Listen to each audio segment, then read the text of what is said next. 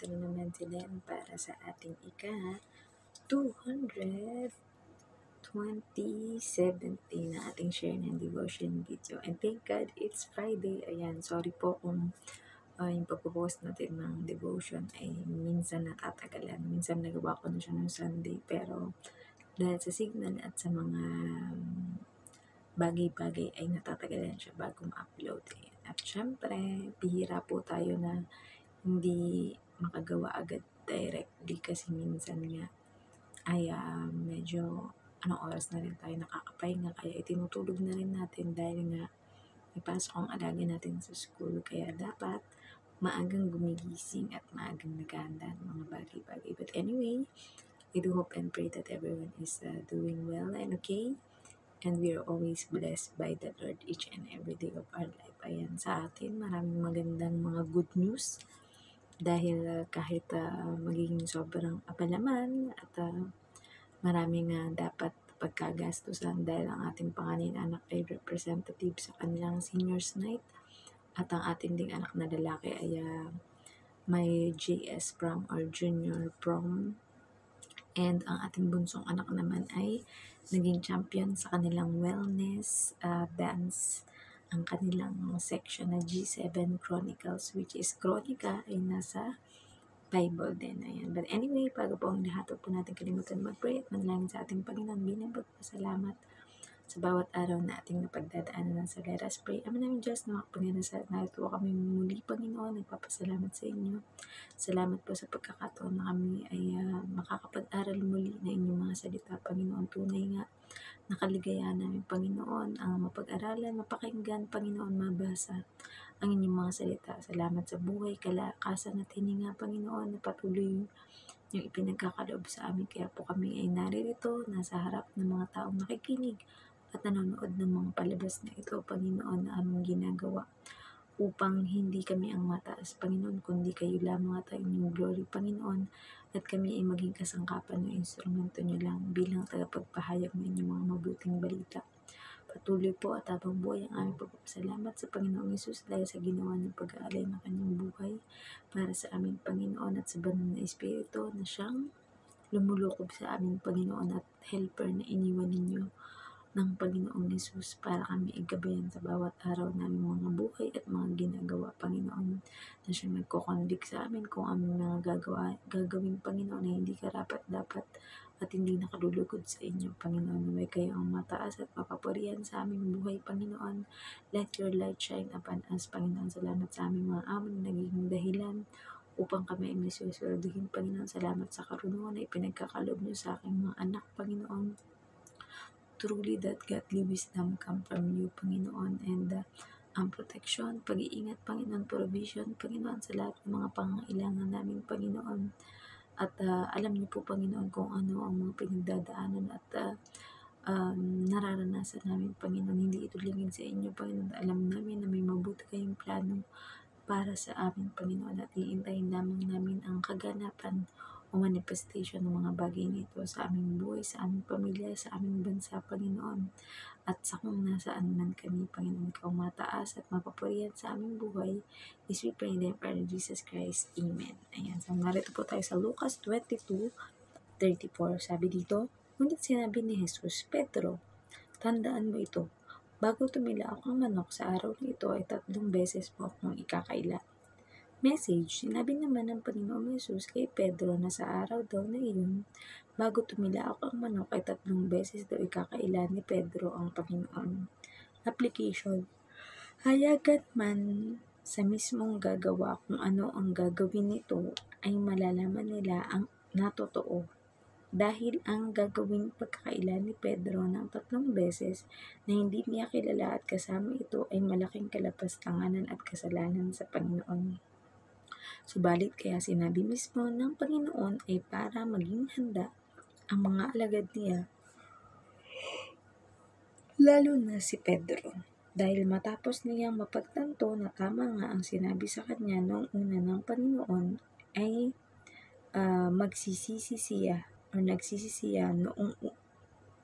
nagsisisiya at nagbabalik loob. Magiging matapang, masigasig at masipag na tagapagturo din siya hanggang kamatayan gaya ng iniwan sa kanila ng Panginoong Yesus na halimbawa. Sa kanila magsisimula ang kauna-unahang mga Kristiyano na pupuno pala ang buong mundo na nangangaral, nagpapagaling at gumagawa din ng mga himala. Pinaghaharian sila at tayo ng Diyos bilang buhay na patotoo niya. So, purihin ang pagkabasa ng mabuting balita ng ating Panginoon. Diba yun na nga, so nalalapit na ang crucifixion or pagkapako sa krus ng ating Panginoong Yesus. Kaya, kumbaga siya ay nagkaroon na ng huling habilin or last na mga pananalita, babala or pagpapaalala sa kanyang mga alagad, diba? So, yun na nga, si Simon Peter or si Pedro ay sinabihan na ng ating Panginoong Yesus ng hayagan na, diba? Pag sa atin, halimbawa, sa isang pamilya, masasabi mo ba or kapag halimbawa sinabi sa'yo ng magulang, ikaw anak, ikakailangan mo na magulang ako. Halimbawa, may sitwasyon na makukulong halimbawa ang magulang o ang kanyang anak, di ba? Tapos siguro ang intensyon ng anak o ng magulang ay para hindi madamay ang kanyang anak ay magsisinungaling ito or i-deny na hindi niya anak or hindi niya kakilala ang nasa sakdal dahil syempre isang malaking what you call this, kahihiyan yun para sa pamilya, di ba? But sabi nga ang ating Panginoong Yesus, kahit na alam niya na gagawin yun sa kanya ni Pedro, ay natili pa rin yung mabuting pakikisama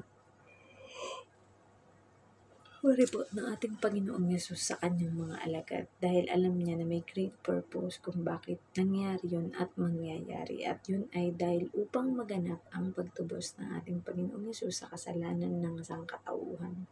Dahil kung hindi nag-take part o nangyari ang mga ginawang yun, di ba sabi, parang kung iisipin natin, yung gagawin ni Judas na ipagkakanulo ang Panginoong Yesus plus yung gagawin ni Pedro na pagkakaila sa ating Panginoong Yesus, pareho siyang kasalanan. Kasi nakasama naman nila talaga for 3 years ang ating Panginoong Yesus. Pero, bakit ikinaila o bakit ikakaila at bakit ipagkakanulo, diba? So, may iba't ibang mga rason, ngunit tanging ang Panginoong Diyos lamang ang pinaka nakakabatid kung bakit hinayaan niya na mangyari ang mga bagay na yun. And yun na nga, dahil nangyari at naganap iyon ay nangyari ang pagliligtas sa atin ng ating Panginoong Yesus. Naging matagumpay siya nang tayo ay niligtas na sa krus ng Golgota o ng Kalbaryo, diba? Na kung saan siya yung worthy is the Lamb na maging alay para sa katubusan ng ating mga kasalanan. Na bagamat hindi talaga tayo karapat-dapat dahil kung tutuusin ay sobrang dumi natin at makasalanan. Pero ang Panginoong Diyos ay laging nakahanda na merong magiging solusyon sa bawat mga problema ng tao, diba? Nag-iisip na siya ahead of time kung ano yung magiging flow ng buhay ng isang tao, diba? Na nung nilikha pa lang niya tayo, itinakda na niya sa atin na tayo ay maging lingkod niya, maging tagasunod niya. At ang ginagawa natin ay ang kanyang great commission na go therefore and make disciple of all nations. Hindi tayo nahihiya na ipangaral ang kanyang mga salita. Hindi tayo nahihiya na masabi ng mga tao na tayo ay kaiba mula sa mga taong tagamundo o namumuhay sa makamundong pamaraan, di ba? Tayo ay naiiba dahil nais natin na ipakita at ipadama sa ating kapwa na naghahari at nasa atin ang kaharian ng ating Panginoong Diyos. Ayan ang kabutihan, kabaitan, di ba yung 9 fruits of the Holy Spirit. Kailangan talagang nagre-reflect sa pag-uugali natin yan na kahit i-persecute ka man, laitin ka man, pagtaksilan ka man ng kahit na sinong tao na malapit sa iyo o kahit sinong tao na nakakasalamuha mo is ready ka or naka-ready ang ating Panginoong Diyos na tatanggapin ka pa rin the moment when you totally repented and surrender your life to the Lord. Ayan, di ba? Sa pagka-lakbayin bilang isang Kristiyano o mananampalataya ng ating Panginoong Diyos ay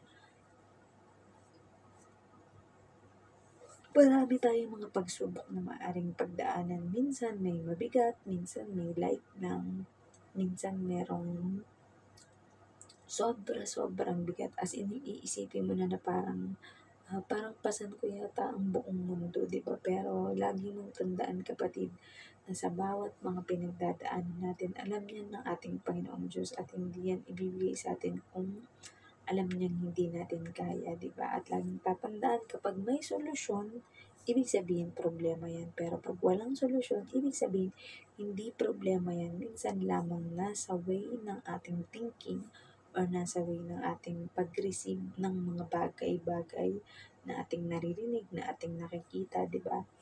And ayun, hindi man kagaya na ating Panginoong Yesus na may magbabala sa atin na halimbawa, kunyari, ako si Pedro, di ba? Halimbawa, ikaw, Len, or Pedro, 3 beses mo akong ikakaila bago pong tumilaok ang manok. Ayan, di ba? Talagang, di ba usually ang mga manok sa atin, pagka umaga o madaling araw, yan ang mga tagagising natin. Pero ako, di ko na kailangan ng alarm clock o ng manok kasi nga, awa ni Lord, body clock tayo kapag tinakda natin na ganong oras tayo gumising at ginigising pa rin tayo ng ating Panginoon. Eh, kahit sobrang aga man, minsan mas maaga pa kaysa sa itinakda kong oras ng gising na alas 5, minsan nagigising na ako ng alas 4:30 o alas 4. Pero ang ginagawa natin, nakikinig tayo ng mga preaching at nagbabasa tayo ng salita ng ating Panginoong Diyos na sa gayon tayo ay may maibahagi sa ating kapwa. Ayan. So, the moment when we don't know that busy o nagkasala tayo is tayo ay lumapit lamang sa ating Panginoong Diyos at lagi siyang nakahanda na tayo ay patawarin at tanggapin sa anumang mga kamalian na ating nagagawa. Dahil alam niya na tayo ay nilikha niya sa abo, kaya minsan may taglay talaga tayong kahinaan. Mabilis madala ng hangin, mabilis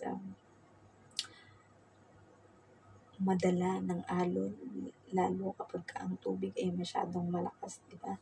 So, maraming iba't ibang mga pakahulugan or maaring ipahatid sa atin ng mensahe na ito. Pero pinakahigit sa lahat, di ba?